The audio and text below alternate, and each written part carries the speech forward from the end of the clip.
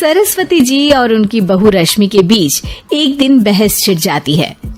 आखिर किसका काम ज्यादा आसान है, बहू का या सास का? माँ जी, सास को काम ही क्या है, आपके सारे काम उंगलियों पे तो हो जाते हैं। कुछ भी। हाँ, हिसाब तो उंगलियों पे ही हो जाता है ना। अरे बेटा, ऐसा सिर्फ अभी लगता है, जो मुझे करना पड़ता है ना वो तुझे करना पड़े तो समझ आएगा कि असली काम का पहाड़ कैसा होता है। ठेले बराबर वजन भी नहीं है आपके काम में, और बात पहाड़ों के वजन की कर रही हैं आप। तू ऐसा करती ही क्या है घर में बेटा, ये तो बता मुझे। मैं थोड़ी ना कुछ करती हूँ, सब जादू से हो रहा है इस घर में। अरे एक दिन मेरा काम करोगी तो समझ आएगा। Okay okay, shut up. कल से मैं घर के काम करूंगी और तू मेरी जगह हर चीज का हिसाब रखना, ठीक है? ठीक है, ये भी कर लेते हैं। ये सास बहू की डील के बारे में रश्मि के पति अमन को नहीं पता था और ना ही अमन के पिताजी सुरेश जी को। पर गेहूं के साथ साथ जैसे घुन भी पिस जाता है, ये दोनों भी पिसने वाले थे। सुबह अमन उठकर रेडी होता है ऑफिस जाने के लिए, तो पता है उसके कपड़े नहीं निकले हुए हैं। अरे रश्मि, तुमने मेरे कपड़े नहीं निकाले? अपनी माँ से पूछो ना, उन्हीं का काम है ये। अमन अपनी माँ के पास जाता है। अब मेरे कपड़े आज आप देने वाले हो क्या माँ? हाँ, देना तो मुझे ही चाहिए, पर तेरी बहू ने कपड़े धोने ही नहीं डाले, तो कोई भी धुला हुआ कपड़ा नहीं है बेटा। हैं? ऐसा क्यों? कपड़े तो धोने आप ही देते हो ना माँ?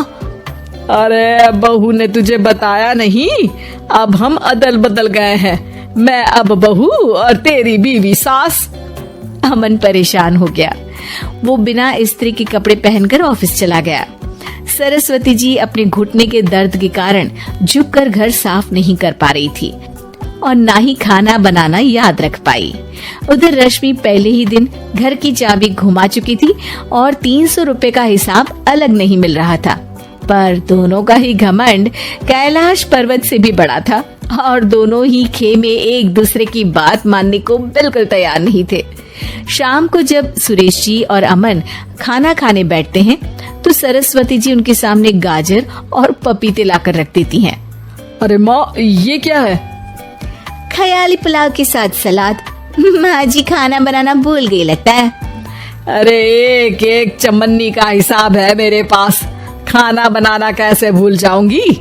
ये तो मैंने पढ़ा था कि फल फ्रूट खाने से सेहत अच्छी रहती है, इसीलिए ये ले, एक फल खा ले।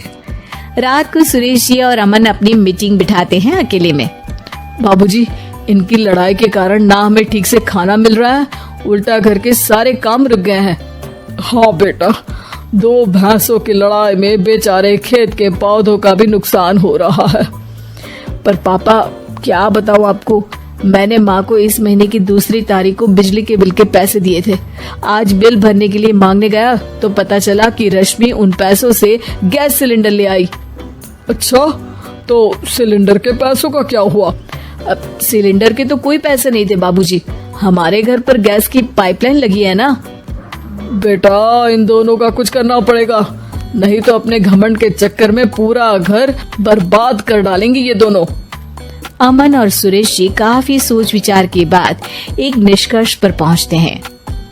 रात ही को दोनों अपनी पत्नियों की अलमारी से नई साड़ी निकालते हैं और सुबह जब रश्मि और सरस्वती जी उठते हैं तो देखते हैं कि दोनों पति साड़ी पहनकर चढ़ाव पर सब्जियां काट रहे हैं। अरे ये सब क्या हो रहा है? क्या हो रहा है मतलब? आप दोनों अदल बदल हो सकते हो तो हम क्यों नहीं? अरे क्या मतलब?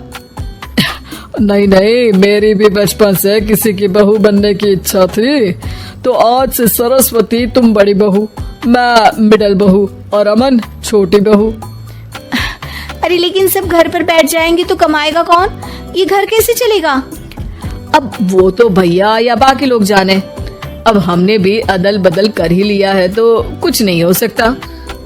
रश्मि और सरस्वती जी को समझ में आ जाता है कि उन दोनों की आपस की डील की वजह से इन दोनों को बहुत तकलीफ हो रही है और उनके ईगो ने दूसरों को कितनी यातनाएं दी है। अब असल में माँ जी आप सही थी, सास बनना बहुत मुश्किल है। अरे हाँ बेटा, और तू भी, मुझसे तो नहीं हो पाया सब घर के काम, वापस बदल ले क्या? हाँ हाँ बिल्कुल माँ जी, और अब आप दोनों भी बदल लीजिए, कोई आ गया तो आप दोनों को देखकर क्या सोचेगा।